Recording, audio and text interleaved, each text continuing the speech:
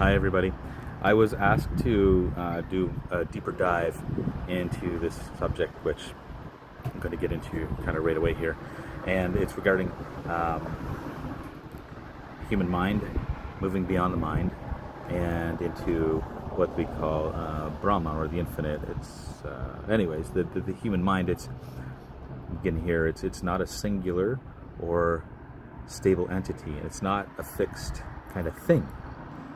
It's rather a stream of continuous flowing bundle of impressions, associations, interpretations, habits, memories, identities, beliefs, reactions, fears, desires, all of these things. In essence, it's just conditioning. The mind is conditioning. And this is where we start. So understand that this layer upon layer of lived experiences, these inherited traits, social learning, cultural frameworks, this ancestral karma, habitual tendencies, are from the composite structure that we casually refer to as my mind. But what we call my mind is never truly ours. We didn't create it consciously. We inherited much of it. Okay? We absorbed the rest. From infancy and onward, the mind begins constructing a model of the world based on sensory input and the need for survival. So to navigate this world, it forms conclusions. Some are conscious, most of them are unconscious, and these conclusions become our conditioning. These are our biases and our prejudices. Like as an example, if a child cries for love and is not met with tenderness, the mind may conclude, I have to be quiet to be accepted. So this becomes one of their core beliefs, right? The belief lives on in the subconscious and it shapes behavior for decades. So multiply that by thousands of such impressions and responses, and you begin to understand what the mind actually is. It's this repertoire of patterned responses designed not for truth, but for survival and for predictability. This is why two people can experience the same event and walk away with entirely different interpretations. They aren't even experiencing the event. They're experiencing their conditioning's response to that event. So we don't perceive this reality directly. We perceive reality filtered through the mind's interpretations. So the mind then takes these interpretations and weaves a sense of an identity. This is who I am. But if the mind itself is a bundle of these borrowed thoughts or conditioned ideas and all of these survival-based habits, then who exactly is the I which it speaks of? Okay? And this is where the inquiry begins. To go beyond the mind here, we have to first see the mind. It sounds really simple, but it's radical in its implications. Most people live as their minds. They don't see their thoughts. They are their thoughts. They don't witness sadness. They become the sad one. They don't observe anger. They are angry. So the essential shift is this here. To recognize that you are not your thoughts, not your moods, not your reactions. You are the awareness in which they arise. So there is awareness of anger, which is completely different. And this realization, it's not conceptual. It has to be experienced. And this is where mantra meditation becomes very essential. So a mantra it's not just a sound. It's a vibrational key that stabilizes the attention and discerningly turns it inward. In Sanskrit, mantra comes from manas, or mind, and tra from tool or instrument, right? A mantra is literally a tool to transcend the mind. And when you repeat a mantra with attention and devotion, We have to find what this means personally and subjectively. It begins to draw your awareness away from the turbulent surface of thought and into the quiet witnessing center of your being. And as the mind slows, you begin to notice something very profound here. I am watching my thoughts. I am watching these thoughts. The act of watching reveals, I think, quite a stunning insight here. That which is observed cannot be the observer, right? So the thoughts are observed. The thoughts cannot be the observer. It sounds it's simplistic, but it's also difficult a lot for individuals' mind to get here. And if you can see your mind, then clearly you are not the mind, because you can see it. The mind is the object. So the practice of mantra meditation done sincerely, daily, with consistency, it's very important. It cultivates this separation between the observer and the observed. It's not done instantly. Sometimes, but very rarely. It takes us time, effort, consistency, and it's a process, like learning anything else. So this process weakens the identification with mental content and strengthens the awareness of the one who watches, right? We abide in that space of the awareness, the observer. And who is this, right? That's the question that opens the gate beyond the mind. So the mind, in its conditioned state, perceives the world through fragmentation. It must, because it itself is fragmented. It divides reality into subject, object, self, other, this, that. So this division, it's not inherently real. It's a projection of a mental mechanism which must categorize in order to function. That's why the mind is a tool.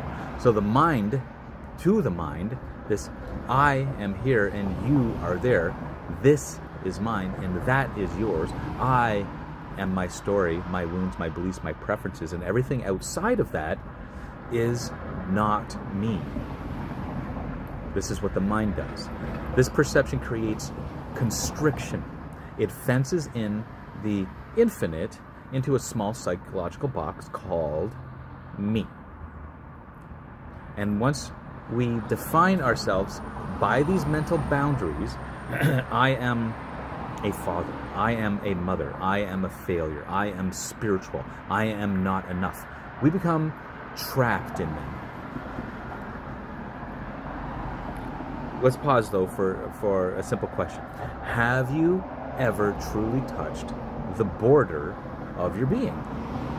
Have you seen a line between you and the sky, right? Between you and the breath, between you and the other? Or are these just imagined borders? So when the mind rests, even for a moment, in deep meditation, this imagined boundary collapses.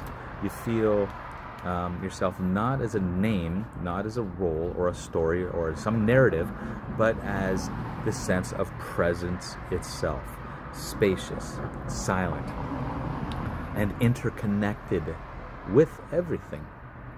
It becomes clear that what you call I was just a series of narratives built from this conditioning, narratives playing out in a loop. The mind projects the illusion of separation and then it suffers from it, right? The mind projects the illusion of separation and then suffers from it. So we can recognize the illusion, right? Not reject the world, just recognize it. This is the anchor of this realization. You are the witness of all inner movement. Every thought is seen, every feeling is noticed, every memory arises, and you are aware of it. So who are you. You are not the thought. You are not the feeling. You are not the sensation. You are that which knows them. The mind says, I am anxious. But in truth, anxiety arises in you. You are aware of anxiety. It comes, it goes, but you remain. And this is for any emotional state. They come and go, but you remain. When we get caught up in the emotional states, we confuse ourselves for that, and we perpetuate this unhealthy cycle within ourselves. We create suffering, and we have to. And this witnessing presence has been with you your entire life. No different. In childhood, it was there. In heartbreak, it was there. In moments of joy and loss, it was there. It doesn't age. It doesn't change. It's untouched by the contents of experience. So this presence is what you truly are. Not the contents of the mind, but the conscious space in which the mind arises or unfolds. And in meditation, this becomes very clear. You watch your breath. You hear the mantra. You notice a thought arise. And something in you doesn't follow it. Something just watches. And that something is the key to this freedom. And the moment you remember this truth, that you are the watcher, not the watched, a space opens inside you. And in that space, there's this sense of peace. And in that peace, there's freedom. In that space, the entire illusion of the conditioned mind, it begins to dissolve. So if you're not the mind, and you're not the thoughts, and you're not the feelings, then what? What are you? And I feel to answer this, I think the ancient sages pointed towards what you are, through pointing towards what you're not. And this is the path which is called neti neti. Not this, not this. You are not the body because you can observe the body. You are not the emotions because you can feel them rise and pass. You're not the thoughts because they are seen. You're not the personality because it changes. You're not your name. You're not your history. You're not your opinions, because these are all content. You're not content. You know this. You are the knower of that content. And you also know this. So what remains when everything that you are not is stripped away? In Sanskrit, we call it Atman. So Atman is the true self, the unchanging, ever-present awareness that watches all phenomena without being any of them. It's not a thing that you can locate. It has no shape, no boundaries, no form. You can't see it because it is the seer. Atman is not a new idea to be believed in. It's the felt sense of this pure awareness that remains when the mind is settled or quiet, when identity dissolves, when you rest in the I am, not I am this or I am that or anything, just the I am, without adding anything to it. So it's not born, it doesn't die, it doesn't react. It just is. It just is. And this I amness is not separate from anything.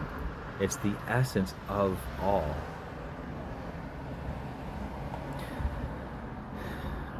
And this point, we kind of stand at a threshold. The Atman, the self, with a capital S here, is beyond the mind. But why? Why would it be beyond the mind? Because it's not an object within the field of thought. It can't be described. It can't be owned. It can't be conceptualized. It just simply is. So the moment you try to grasp it, you will lose it, because the mind wants to turn it into something known. Grasping at it, you're convincing yourself that it's an object of the mind once again. It's content, but it's not content. Atman is not known, it's the knower. And this knower, this Atman, is one with the very fabric of existence. And in Sanskrit, this truth is revealed as I am Atma Brahma. This self is Brahman. Brahman is just simply the totality. We could say existence itself. The totality and beyond existence. Existence, non-existence, everything. Everything imaginable. That's Brahma, the totality. It's not a dogmatic thing. It's a word which describes the totality. And this all-pervading, infinite, formless ground is that of being. It's not God as being, but God as being itself. Brahma is not something that you believe in. It's what you are. Once all false identities, they fall away. I hope you're following. And this Brahma, through unfathomable, it's never apart from you. It's not distance. It's closer than the closest. It's closer than your breath, more intimate than your thoughts. You've never been apart from it. You only imagine separation through the veil of the mind. So the unknown is not foreign. It's your own source, is what you rest in when the mind goes silent. It's what you are before the mind begins to speak, before that mental chatter, before the narratives, the beliefs, the ideas, the ideals. So the journey back to Brahma it's not a journey in space or time here, right? It's not a becoming. It's returning, a remembering of what has always been. This is what you're left with when you recognize you are not those narratives, you are not those feelings, you are not those thoughts. Those thoughts and feelings, they're clouds in the sky. They come and go, they pass. And when you sit in meditation sincerely day after day, something profound happens, and it has to happen. The layers of identity begin to loosen. The grip of thought weakens. The silence between the thoughts begins to expand. And in that silence, you begin to taste a different quality of being. You begin to sense something vast and unmoving within you and all around you. There's no boundaries, right? You begin to know the unknown, not as an idea, but as a felt presence. And that presence is home. The presence is Brahman. So this realization isn't an escape from the world.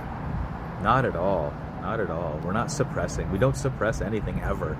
It's not spiritual bypassing either. It's not about rejecting the mind or suppressing experience. It's about seeing clearly, seeing that everything arises within awareness.